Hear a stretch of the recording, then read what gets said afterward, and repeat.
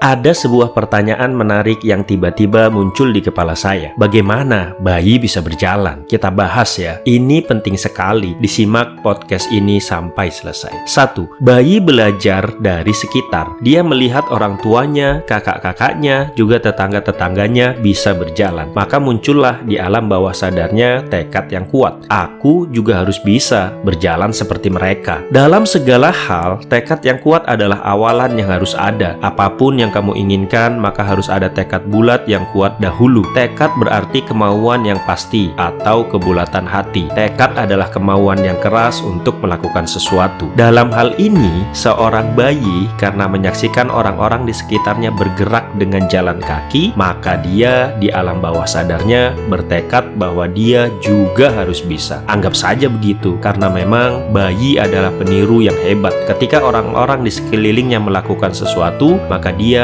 pasti ingin bisa melakukannya juga, termasuk bisa jalan. 2. Ketika sudah punya tekad kuat itu, bayi kemudian mempraktikkan pelan-pelan. Mulai dari tengkurap, lalu merangkak, kemudian belajar berdiri, dan barulah melangkah pelan-pelan. Nanti ada masanya ketika pijakan sudah kokoh dan kuat, dia akan berlari. Setiap tahapan untuk bisa jalan ini penting dan harus dilalui oleh seorang bayi. Terlewat satu tahapan saja, maka akan ada yang salah di kemudian hari. Percaya deh, pernah ada seorang anak yang bisa jalan tanpa melewati proses merangkak. Orang tuanya senang, tapi ketika sudah remaja, anak ini tidak bisa menggenggam benda dengan kuat. Megang gelas, nggak lama jatuh dan pecah. Menggenggam bola, nggak lama jatuh dan memantul entah kemana. Dia kemudian dibawa ke dokter saraf, dan kemudian diketahui hal itu terjadi karena otot dan saraf lengannya ada yang salah, dikarenakan tahapan merangkak tidak dilewatinya ketika kecil. Selanjutnya, demi memperbaiki itu semua, si anak yang sudah remaja tadi harus melakukan terapi merangkak setiap hari, minimal 1 jam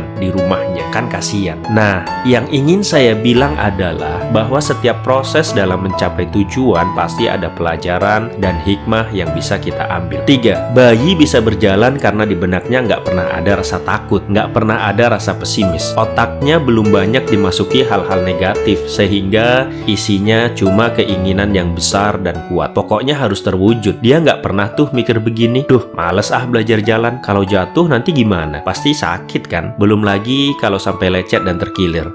Enggak deh, mending kayak gini aja lah, toh semua kebutuhanku sekarang juga terpenuhi. Kan serem kalau ada bayi yang mikirnya demikian. 4. Bayi bisa berjalan karena dia tidak pernah menyerah. Ketika belajar berjalan, kita menyaksikan dia jatuh bangun. 1-2 langkah, kadang tergelincir ke lantai, kepleset atau apalah namanya. Dia bisa jadi menangis karena sakit, tapi itu tidak akan lama. Selang beberapa jenak, dia kemudian akan bangkit dan mencoba lagi. Dia tidak akan berhenti sampai bisa berjalan seperti orang-orang. Begitulah dalam hidup. Gagal itu sebuah keniscayaan. Sudah pasti terjadi di dalam fase kehidupan kita. Yakin deh. Tapi itu nggak masalah. Nggak peduli seberapa sering kamu gagal, yang lebih penting adalah seberapa cepat kamu bangkit lagi setiap gagal menghampiri. Orang-orang sukses di luar sana pasti pernah gagal, berkali-kali malah. Tapi dia nggak berhenti. Setiap gagal datang, dia pelajari dan kemudian melangkah lagi. Karena hal inilah, maka dia nggak akan terjatuh di lubang kegagalan yang sama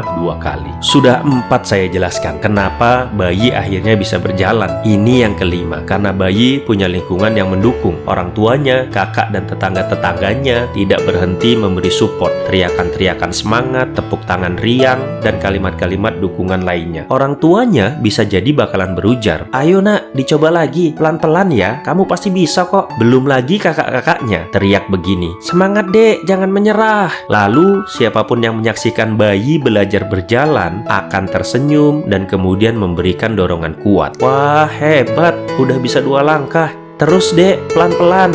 Yeay, berhasil, keren, dan sebagainya." Begitulah, hingga pada ujungnya kita tahu semua si bayi berhasil melangkah dan berjalan lalu berlari. Teman-teman, coba deh, kalau semua hal di atas, tekad yang kuat, rajin mencoba, selalu optimis, pantang menyerah, dan lingkungan yang positif bisa kita jaga sampai tua. Pasti deh, semua harapan dan cita-cita kita bisa tercapai semuanya. Percaya nggak? Udah deh, percaya aja.